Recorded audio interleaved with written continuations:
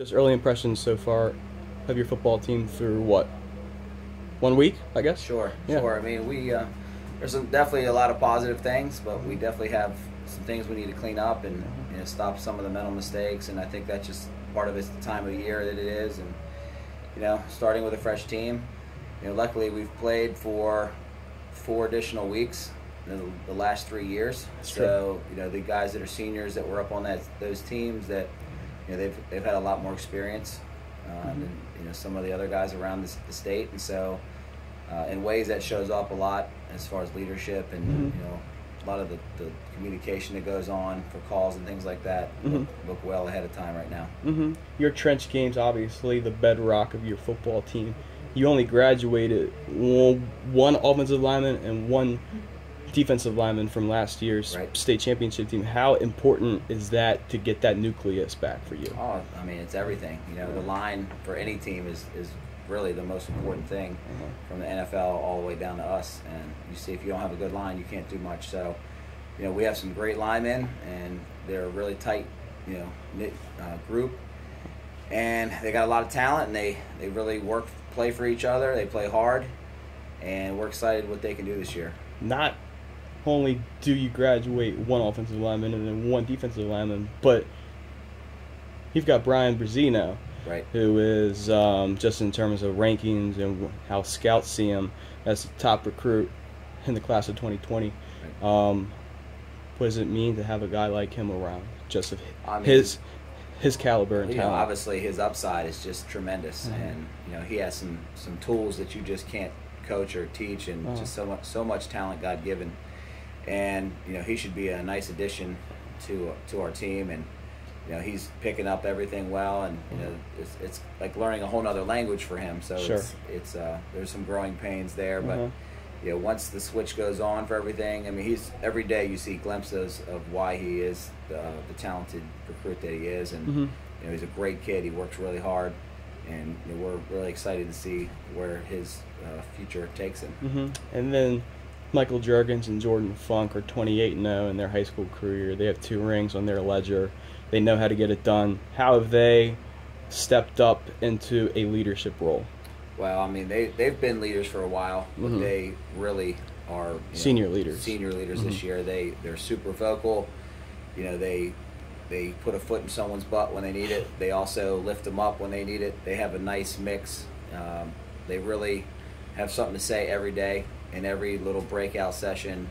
Many times a day they're talking to the team, and not just them. Ben Locust, Matt Bettarelli, other guys that have been here. A long time, and we're fortunate. We have a lot of seniors and a lot of good seniors, and they've, like you said, they've been pretty battle tested. In 2014, it was what's his first name? It was Franklin. 2015 it was Jake Funk, and then last year was Marcus Vincent. Who can be that guy to carry the offensive workload for you? I think we're going to kind of be by committee a little bit more this year. We don't have, so far we don't have one guy that is just obviously the guy. We have TD, who's back from last year, who had a great sophomore season. So I think he'll be kind of filling Marcus Vincent's void. You have Gage Dickens, who's transferred here, that really has a lot of upside, and he did some good things at his previous school. And then you have a returning player who played here his freshman, sophomore year, took a year off his junior year for baseball. He's a real serious baseball player, and that's Ethan Wentzloff, who he has a lot of talent, and I think he's going to kind of burst on the scene a little bit this year. So offensively, how would you compare this group just in terms of skill set guys to the years that you've had just in the past? Well, like you said, the last couple of years we had kind of a feature guy. We had Funk for 14 and 15. That's right. And you had Marcus, who was kind of accompanying him in 15, and Marcus last year was the guy. And this year, we're hoping those 3 guys that I just named, as long as Ben Locust and some other guys, and can fill those voids. I think we have some good receivers. Certainly Javier Smith looks really explosive. We're hoping he can have a good year. Michael Rice. Dustin Kitzmiller, some guys like that. I think can make some plays for us too. And then at quarterback, I would assume it's John Allen Ferguson. For right now, it is. Yeah, I mean it's his job to lose, and so far he's done nothing, to do that. We have a good young sophomore, Michael O'Neill, who's kind of coming up fast. But John Allen, certainly it's his team right now, and he obviously his first high school game was the state championship last year. Yeah. And he's kind of calm, cool, and collected, and really played smart. Very well that game. Yeah, very smart player, and he has some tools. He doesn't have the big giant arm that maybe the Bonner from QO has or someone like that, but he has his own skill set, and his brain is a really good weapon. So he seems like a guy who checks off all the boxes that you want, right? Yeah, he calls all the protections. He gets we do a lot of things at the line of scrimmage, and he makes the right calls. And he's good. He's good for what we do. Defensively, what do you like so far? I think our defense is going to be really good. This year we have a lot of guys returning. Certainly Ben Locust was incredible last year. You have a rising junior, or actually a rising sophomore, Aiden Beal, who looks really good. His dad was a all-net linebacker here. You have a lot of the D-line back. You certainly have Funk, Brzee, Juergens. You have J.C. Philbin, who played huge last year. He's back. You have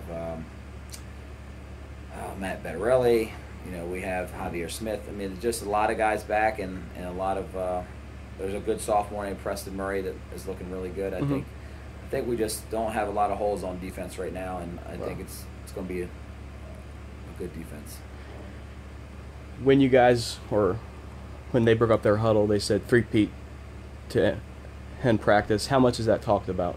Just winning 3 in a row. Well, it's always talked about here. It's not so much the 3 in a row. Every year we set that as our goal, and we always think we have a chance to do it here. Usually we're in the mix, to do it. Certainly, I've challenged this team and say, you guys have a chance to do something that no other Damascus team has ever done. Nobody's ever won 3 in a row, and they have the tools to do it.